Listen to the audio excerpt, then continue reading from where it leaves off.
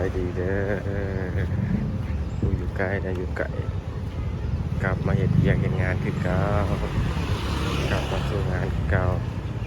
ตอนนี้เราก็กำลังย้ายไปเฮ็ดเวียกเฮ็ดงานนะเนาะ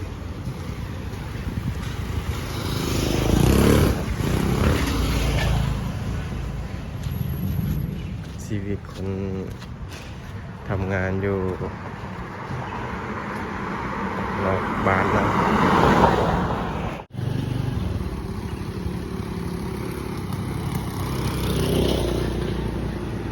มีบอลทำงานแล้วเนาะ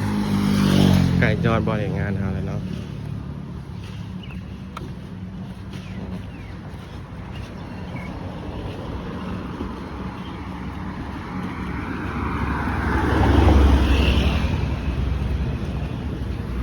รถกระไล่หลายเราชอบ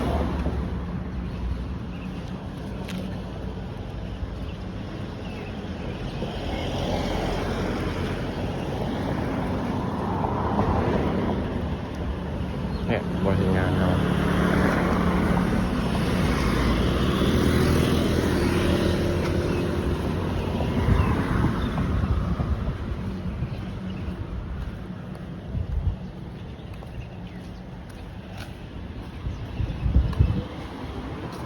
ถอดแล้วบอลงานเนาะเราก็จะได้ขอตัวจบคลิปเพียงเท่านี้เนาะ